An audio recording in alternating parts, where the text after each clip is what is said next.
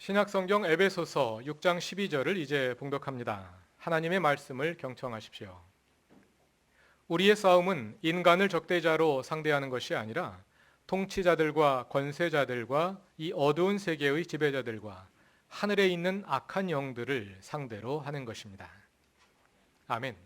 하나님께서 이 말씀을 통하여 우리에게 은혜해 주시기를 원합니다. 복음과 일상이라는 주제로 설교를 이어가면서 지난주에 교우들에게 혹시 설교에서 대답해 주었으면 하는 질문이 있으면 알려달라고 공지를 드렸습니다. 그랬더니 그루터기 교회 소식 설교 게시판과 제6그룹 게시판을 통해서 그리고 이메일을 통해서 여러 교우들이 질문을 올려주셨습니다. 여성 교우 3분, 남성 교우 4분 해서 모두 7분이 12개의 질문을 보내주셨습니다. 일단 숫자가 참 좋습니다. 성경을 보면 3이 완전수이고 4가 완전수이고 3과 4를 합한 7이 완전수이고 3과 4를 곱한 12가 완전수인데요. 여자 셋, 남자 셋, 합이 7, 질문이 12개. 네, 완전수의 완전한 집합입니다. 다들 매우 좋은 질문들을 제시해 주셨습니다. 먼저 그동안 했던 설교에 관해서 우리가 살아가고 있는 현실에서 파라오의 질서를 거스르기 위해서 우리가 구체적으로 무엇을 해야 하는가 하는 질문을 주셨고요. 그와 관련해서 어떤 교우는 구체적으로 우리의 삶의 기준을 어디에 두어야 하느냐 하는 질문을 올려주셨습니다. 그 삶의 기준을 정하기 위해서 한편으로는 우리가 어느 정도는 율법적일 필요도 있지 않느냐 하는 제안이 있었는가 하면 반대로 아무것도 하지 않는 것, 즉 무위 지도가 답이 아니겠느냐 하는 제안을 하신 분도 있었습니다. 또 그것을 지난주에 다루었던 카이로스와 크로노스의 견지에서 더 설명해 주었으면 하는 요청이 있었고요. 파라오의 질서가 지배하는 세상에서 고통당하는 사람들을 보면 분노하게 되는데 이러한 분노가 정당한 것인가? 아니면 오히려 그 분노로 인해 파라오의 질서가 더 공고해지는 것은 아닌가 하고 물어오신 분도 있었습니다. 나아가서 그동안 다루어온 주제를 더 발전시켜 주기를 바라는 제안도 있었는데요. 먼저 복음은 우리의 관계 맺는 방식을 어떻게 변화시키는가? 즉, 하나님의 주되심이 우리의 인간관계에서 어떻게 실현되어야 하는가? 또 나의 구원에서 우리의 구원으로 나아가는 것은 어떤 의미인가? 다시 말해서 하나님의 주되심을 개인적인 차원에서 이루는데 그치지 않고 사회적인 차원까지 나아가야 한다고 말했는데 그게 무슨 뜻이며 또 어떻게 그리할 수 있는가 하는 질문입니다. 그리고 일상을 복음화하는 사람들이 모인 교회 공동체는 어떠해야 하느냐 또는 우리 교우들이 각각의 일상을 복음화할 수 있게 하기 위해서 교회가 무엇을 도와야 하느냐 하는 질문이 있었습니다. 그 외에 한국의 경직된 유교 문화로 인해 고통당하는 사람들이 있는데 이러한 현실에서 우리는 어떤 태도를 가져야 하느냐 하는 질문도 있었고요. 하나님의 주되심을 이룬다 할 때 그 하나님은 어떤 분이시냐 하는 더 근본적인 질문도 있었습니다. 그리고 마지막으로 상당히 신학적인 차원의 질문도 있었는데요. 십자가 속죄의 복음이 하나님 나라의 복음으로 완성되어야 한다는 저의 논지에 공감하면서도 하나님 나라의 복음을 중심에 놓으려는 저의 시도와 반대로 십자가 속죄의 복음에 우선순위를 두고 하나님 나라의 복음을 연결하는 것이 옳지 않느냐 하고 제안하신 분도 있었습니다. 대단하죠? 교우들이 올려주신 질문들을 앞으로의 설교에 참조하여 제 나름대로 답을 해보도록 노력해 보겠습니다. 또 앞으로도 언제든지 어떤 질문이든지 궁금한 것이 있으면 언제든지 알려주시기 바랍니다. 설교 준비에 도움이 많이 되겠습니다. 교우들이 보내주신 질문들을 보면서 가장 기쁜 것은 우리가 지금 같은 문제의식을 공유하고 있고 또 그 문제를 해결하기 위해 함께 노력하고 있다는 것입니다. 그러다 보니 한 가지 만족스럽지 않은 점도 있는데요. 그것은 제 설교의 진도가 교우들의 기대를 따라가지 못한다는 것입니다. 지금까지 한 얘기는 알겠으니 그 다음 얘기는 뭐냐? 좀 더 빨리 할 수 없냐? 이런 거죠. 많은 교우들이 설교를 기대하고 있다는 점에서 설교자로서는 참 행복합니다. 그러나 그 기대에 충분히 부응하지 못한다는 점에서 한편 답답하기도 합니다. 여러분도 답답하시겠지만 저도 상당히 답답합니다. 그렇게 하지 못하는 가장 큰 이유는 제가 잘 모르기 때문입니다. 복음과 일상이라는 이번 주제는 그동안 복음에 초점을 두었던 것으로부터 일상 쪽으로 조금 옮겨서 우리가 일상 속에서 어떻게 그리스도인으로 살 것이냐 하는 문제를 다루고자 하는 것인데요. 저는 성서학자이자 신학자로서 성경과 신학의 전문가이지 일상의 전문가는 아니거든요. 일상이란 아주 단순화해서 말하자면 교회 밖의 영역이지 않습니까? 근데 저는 일주일 내내 교회로 출근하지 않습니까? 일상의 전문가는 제가 아니라 여러 교우들입니다. 월요일부터 금요일까지 또는 토요일까지, 경우에 따라서는 주일날까지도 직장이나 학교에서 그리고 가정에서 일상의 삶을 영위하며 제각기 맡은 역할을 잘 감당하고 있는 여러분이 일상의 전문가입니다. 일상 속에서 하나님의 주 되심을 어떻게 이루어야 할 것이냐? 여기에 답을 내리기 위해서는 일상에서 구체적으로 어떤 일들이 일어나고 있는지 그 문제를 알아야 답을 찾을 수 있을 텐데요. 그것을 가장 잘 아시는 분들이 바로 일상의 전문가인 여러분들입니다. 겨우 여러분이 스스로 주체가 되어서 일상을 살아가면서 겪고 있는 구체적인 문제들을 놓고 고민하고 기도하며 그 가운데서 일상을 복음화할 수 있는 길을 스스로 찾아가지 않는 한 답은 나오기 어려울 것입니다. 저는 목사로서 교우들이 그 길을 잘 찾아낼 수 있도록 신학적으로 돕고 또 그 일을 실천할 수 있는 성령의 능력을 힘입도록 돕고 그 과정에서 교우들을 위해 기도하는 역할을 할 수 있을 것입니다. 말하자면 일상을 복음화하기 위한 동력을 목사와 교우들이 함께 해나가야 할 것입니다. 주일 설교는 그러한 동력을 위한 준비 작업이라고 할 수 있겠습니다. 우리가 함께 해온 그 준비 작업의 핵심은 두 가지입니다. 하나는 우리가 이 세상에서 어떻게 살아가느냐 하는 문제가 우리의 신앙생활에 있어서 있어도 되고 없어도 되는 부차적인 문제가 아니라 우리의 신앙의 본질에 해당하는 복음의 문제임을 분명히 인식하는 것입니다.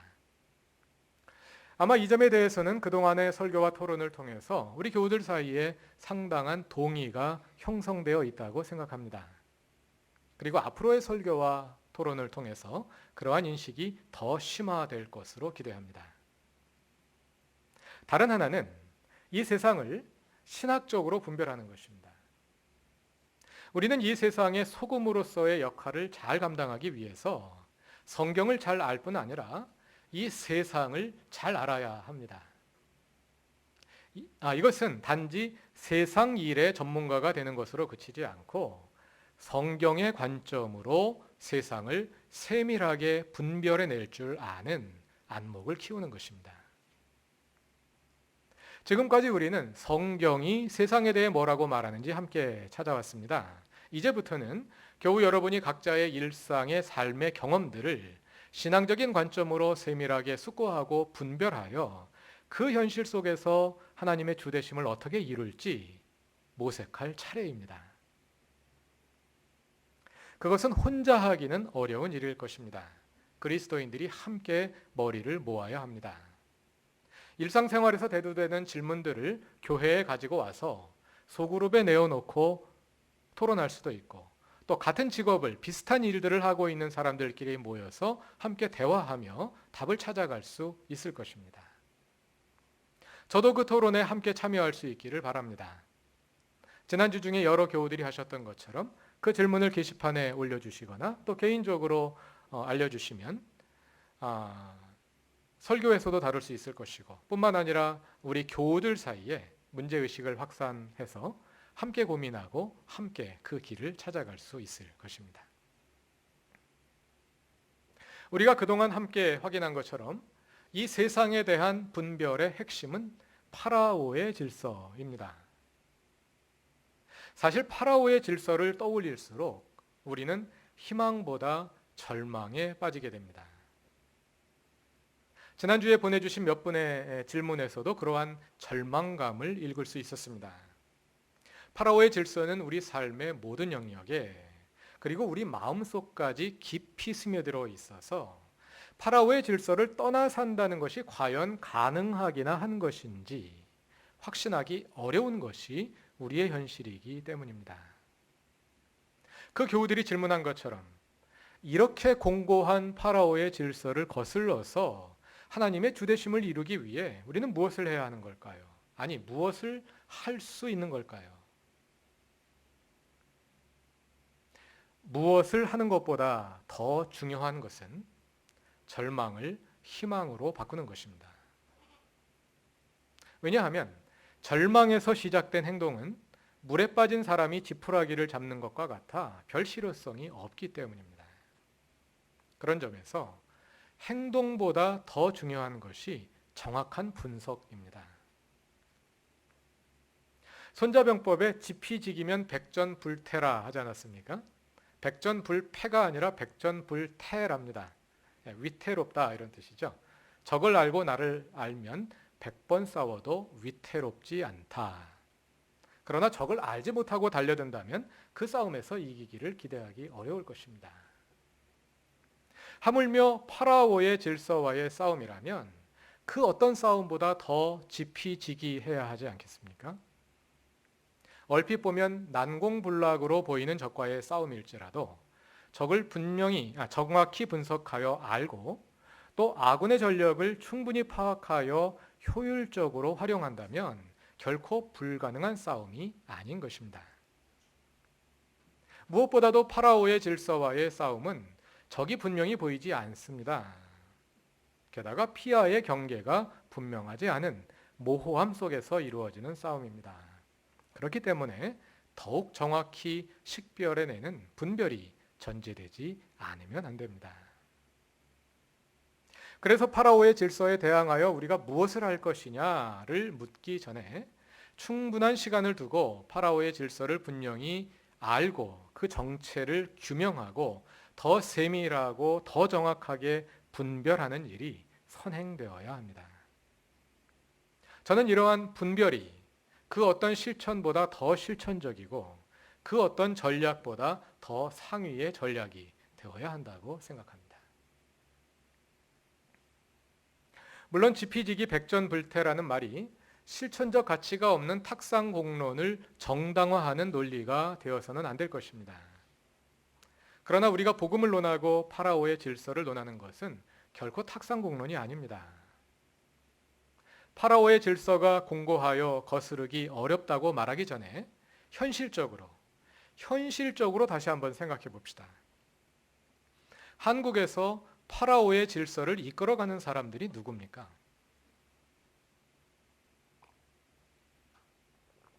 한국의 정치인들, 기업가들, 영향력 있는 관료들과 학자들, 법조인과 의료인들, 그들 가운데 다수가 기독교인이지 않습니까? 강남 3구에서도 가장 부유한 사람들이 살고 있는 지역의 인구 통계를 보면 개신교, 천주교를 합해서 기독교인의 비율이 절반을 넘습니다. 기독교인들이 한국을 실제로 이끌어가는 위치에 있습니다. 멀리 갈 것 없습니다. 우리 교우들 가운데서도 정부에서 장차관급 공직을 맡았던 분들이 여럿 있고 중앙일간지에 칼럼을 쓰시는 분도 있고 발탁되지는 않았을지라도 그의 버금가는 실력과 영향력을 가진 분들이 많습니다. 물론 한 사람의 관료가 사회 전체를 바꿀 수는 없겠지요. 그러나 이 사회 지도층의 다수를 차지하며 막강한 영향력을 가진 그리스도인들이 파라오의 질서를 정확히 식별하고 변화를 위해 나선다면 상황이 전혀 달라지지 않겠습니까? 물론 쉬운 일은 아니겠지요. 그러나 적어도 파라오의 질서가 너무 공고하여 우리가 어찌할 수 없다고 변명할 상황은 아니라는 것입니다. 만일 한국교회가 복음을 바로 이해하고 파라오의 질서를 식별하여 한국의 그리스도인들이 파라오의 질서에 길들여지지 않고 오히려 그것을 해체하는 일에 나선다면 한국 사회가 어찌 되겠습니까? 저는 그래서 복음을 설교하는 이 일이 결코 추상적이거나 이론에 그치는 일이 아니라고 믿습니다. 저는 강단에서 복음을 설교함으로써 파라오의 질서에 대항하여 싸우는 그 싸움을 이미 실천하고 있다고 생각합니다. 이 싸움이 단순하지 않은 이유는 파라오의 질서가 사회 구조화되어 있기 때문입니다. 파라오의 질서라는 말 속에 그러한 인식이 담겨 있습니다. 모세가 호렙산 떨기나무 불꽃 속에서 하나님을 만났을 때 하나님은 그를 파라오에게 보내 이스라엘을 해방시키고자 하셨지만 모세는 두려워서 파라오에게 나가지 못했습니다. 왜냐하면 그에게 하나님보다 파라오가 더 무서운 존재였기 때문입니다. 왜냐하면 파라오는 신이었기 때문입니다. 파라오가 어찌 신이 될 수 있습니까? 파라오도 우리와 같은 한 인간에 불과하지 않습니까? 맞습니다. 파라오도 한 인간일 뿐입니다. 출애굽 사건을 주제로 한 영화들을 보면 파라오의 그런 인간적인 측면들을 그려내는 장면들을 볼 수 있지요. 그러한 한 인간인 파라오를 신으로 만드는 것은 거대 제국 이집트의 지배 질서, 지배 체제입니다. 그 지배의 시스템이 파라오를 막강한 신으로 만들어서 수많은 노예들을 동원하여 그 거대하고 신비한 건축물 피라미드를 건축하게 하고 대제국 이집트를 유지시키는 것입니다. 파라오의 질서가 파라오를 신으로 만드는 것입니다. 따라서 파라오의 질서가 지배하는 현실 속에서 그리스도인으로 사는 것은 단지 개인이 열심히 하는 것에서 그치지 않습니다. 그 사회 구조에 대한 안목을 키우고 사회 구조 속에서 파라오의 질서를 식별해내는 분별력을 가지지 않으면 안 됩니다. 그리고 그 실천도 개인의 실천을 넘어서 구조화되어야 합니다. 그건 너무 현실로부터 먼 얘기 아닐까요? 현실적으로 불가능한 얘기는 아닙니다. 왜냐하면 앞에서 말씀드린 것처럼 그리스도인들이 파라오의 질서를 움직이고 있기 때문입니다. 그리고 그것이 가능한 이유는 궁극적으로 파라오의 질서를 변화시키고 무너뜨리는 분이 우리가 아니라 하나님이시기 때문입니다. 다시 말해서 이것은 영적인 싸움이기 때문입니다. 신약 성경에서 파라오의 질서에 가장 가까운 말은 이 세대입니다. 지난주일에 말씀드린 것처럼 이 세대란 태초부터 시작해서 하나님의 나라가 시작될 때까지 이어지는 역사상의 한 기간을 가리키는 용어이지만 동시에 이 세대를 지배하는 통치자들을 가리키기도 합니다. 에베소서 2장 2절에 의하면 이 세대란 공중의 권세 잡은 자이며 곧 사탄입니다. 그리고 고린도전서 2장 6절과 8절에 의하면 현실의 통치자들, 신약 성서 당시로 말하자면 로마 제국과 이스라엘의 현실 권력이 이 세대입니다. 이 세대, 파라오의 질서란 이렇게 현실적이며 동시에 영적인 세력입니다. 그 본질은 영적인 것입니다. 우리는 보통 영적이라고 말하면 현실을 초월해 있어서 현실을 떠나 있어서 현실과 관계되지 않은 저 하늘 저 세상의 이야기라고 오해하기 쉽습니다. 그렇지 않습니다. 영적인 세계는 현실의 심층에 있습니다. 그 영적인 존재가 초월적인 영역에 머물지 않고 인간의 현실 속에 들어와서 현실의 심층에서 현실을 움직이고 있는 것입니다. 그것이 영적인 세계입니다. 그것이 파라오의 질서입니다. 따라서 파라오의 질서란 우리 눈에 보이는 어떤 사람이나 어떤 권력 기구나 또는 사상과 동일시할 수 있는 것이 아닙니다. 눈에 보이지 않는, 눈에 보이는 그 현실의 심층에서 움직이고 있는 영적인 세력을 가리키는 것입니다. 그러므로 눈에 보이는 그 현실과 긴밀하게 연결되어 있는 거죠. 그 현실로부터 결코 떨어져 있지 않습니다. 그러나 그 현실 자체는 아닙니다. 그러므로 식별하기가 어려운 것입니다. 예수님이 가르쳐 주시는 파라오의 질서의 핵심은 돈과 권력입니다. 돈과 권력을 경제학적으로, 정치학적으로 볼 뿐 아니라 영적으로 보는 것입니다. 마태복음 6장 24절에서 너희는 하나님과 재물을 겸하여 섬길 수 없다고 말씀하실 때, 여기서 재물이란 우리가 사용하는 도구로서의 재물이 아니라 우리의 섬김을 받기 위해 하나님과 겨루는 존재, 즉 사탄을 가리키는 것입니다. 사탄이 돈이라는 현실의 심층에서 움직이며 돈을 통해 우리를 움직이는 것입니다.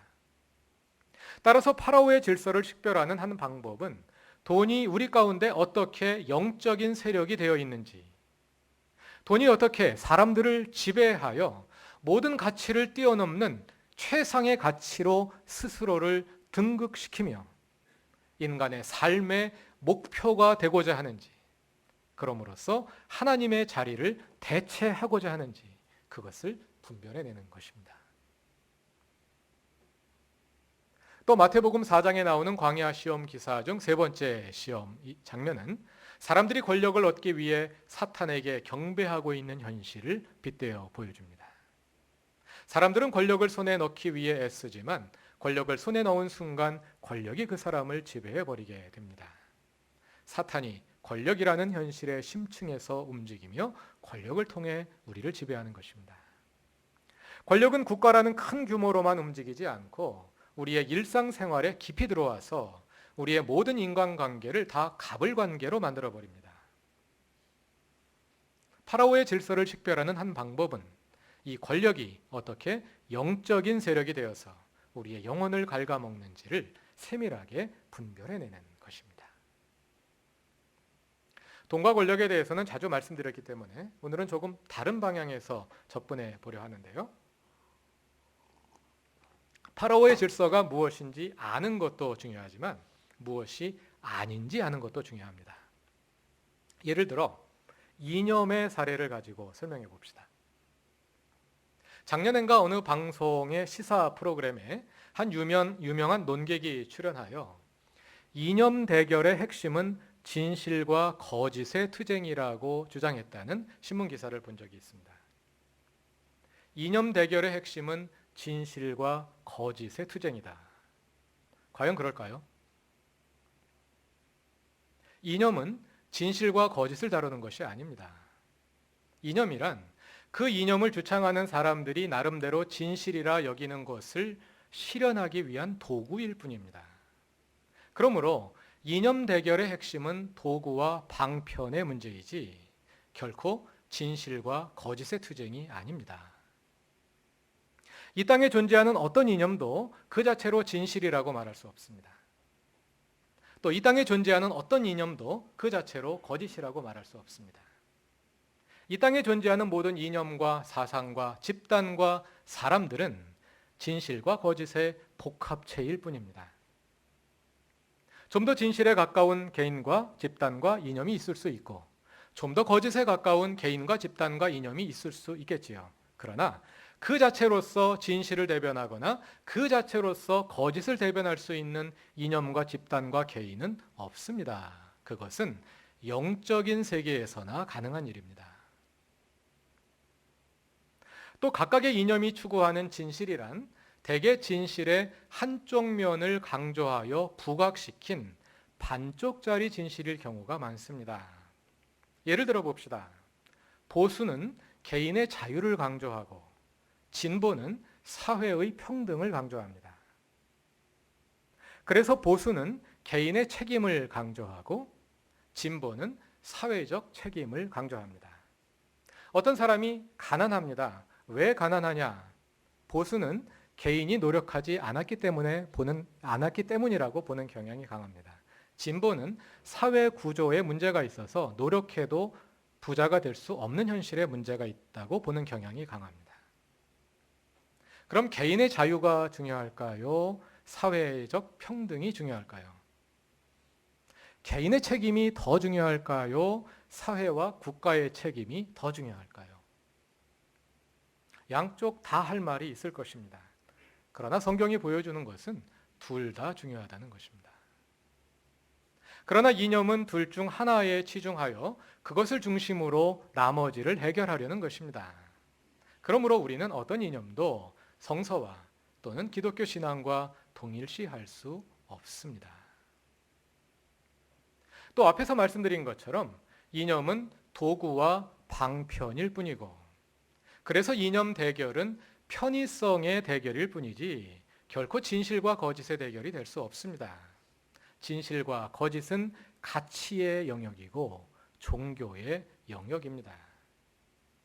그러나 이념은 그 가치를 실현하기 위해 만들어낸 도구일 뿐입니다. 그러나 정치가들과 이념가들은 이념을 진실과 거짓의 문제로 둔갑시켜서 종교를 이념 투쟁에 동원하려 합니다.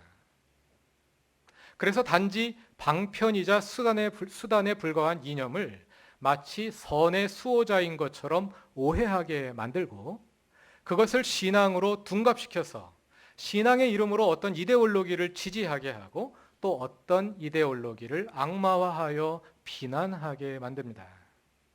신앙의 눈으로 볼 때 그것은 매우 위험한 행동입니다. 왜냐하면 진실이 아니라 방편에 불과한 것을 진실로 오도하기 때문입니다. 일상을 복음화하기 위해서 우리는 복음과 복음 아닌 것을 분명히 식별할 수 있는 분별력을 가져야 합니다. 그래서 교회가 복음 아닌 것을 위해 동원되는 일들이 줄어들게 해야 합니다. 파라오의 질서는 이념의 층위에 있지 않습니다. 파라오의 질서는 이념보다 더 심층에 있습니다. 이념보다 더 심층에 있는 것은 가치입니다. 파라오의 질서는 그 가치의 층위에 가까이 있습니다. 다시 말해서 파라오의 질서는 진실과 거짓, 선과 악이 구별될 수 있는 층위에 있습니다. 파라오의 질서는 악의 집합체입니다. 왜냐하면 그것은 사탄이 자기를 드러내는 한 방식이기 때문입니다. 왜냐하면 파라오의 질서란 하나님의 주 되심에 대항하는 사탄의 체제이기 때문입니다. 이 파라오의 질서를 거스르는 방법은 두 가지입니다. 하나는 예수님처럼 십자가를 지고 파라오의 질서에 맞서는 것이고, 다른 하나는 구조적인 실천을 통해서 파라오의 질서를 약화시키는 것입니다. 파라오의 질서는 거대하고도 치밀하며 공고한 세력이기 때문에 개인의 힘으로는 그것을 바꾸기 어렵습니다. 그래서 우리가 파라오의 질서가 지배하는 현실에서 하나님의 주 되심을 실천하고자 할 때 우리에게는 고난이 따를 수 있습니다. 그 고난을 감내하는 것이 파라오의 질서와 싸우는 한 방법입니다. 어떻게 감내하는 것이 싸움의 방법일 수 있겠습니까? 그것이 예수님의 방법이기 때문입니다. 예수님은 십자가를 지고 돌아가심으로써 그 파라오의 질서를 무너뜨리셨습니다. 그래서 우리도 내 십자가를 지고 주님을 따르는 것입니다. 다른 한편으로 우리는 그 질서 자체를 변화시키기 위해 노력할 수 있습니다. 왜냐하면 그것이 이 세상에 하나님의 주 되심을 이루는 것이기 때문입니다. 파라오의 질서가 아니라 하나님의 주 되심을 실현하는 새로운 사회 질서, 그것을 만들어가는 일이 우리의 신앙 실천의 중요한 한 부분이 되어야 합니다. 지피지기면 백전불태라, 파라오의 질서를 식별하는 것이 지피에 해당한다면 지키, 자기를 아는 것이란 우리 가운데 실현되는 하나님의 주 되심을 인식하는 것입니다. 내 힘으로 사는 것이 아니라 성령의 능력으로 사는 것입니다. 십자가의 현실에서 부활의 능력으로 사는 것입니다. 아군의 전력을 확실히 파악하는 것, 그것이 지키이지 않습니까? 우리가 파라오의 질서에 대항하고 그것을 거스를 수 있는 힘은 나에게서 나오지 않고 오직 성령으로부터, 그리고 부활하신 주님으로부터 나옵니다. 만일 그것이 분명하지 않다면 파라오의 질서가 분명해질수록 우리에게는 희망보다 절망이 더욱 커질 것입니다. 만일 이 말이 그저 의례적인 수사로 들린다면 우리가 아직 스스로를 잘 알지 못하는 것입니다. 그러나 우리가 하나님의 자녀됨을 분명히 인식하고 그 자녀됨으로부터 현실로 나아갈 때 어떠한 세력도 우리를 위협하지 못할 것입니다. 지피지기 백전불태, 이것이 파라오의 질서에 대항하여 하나님의 주 되심을 이루고자 하는 우리의 전략의 핵심입니다.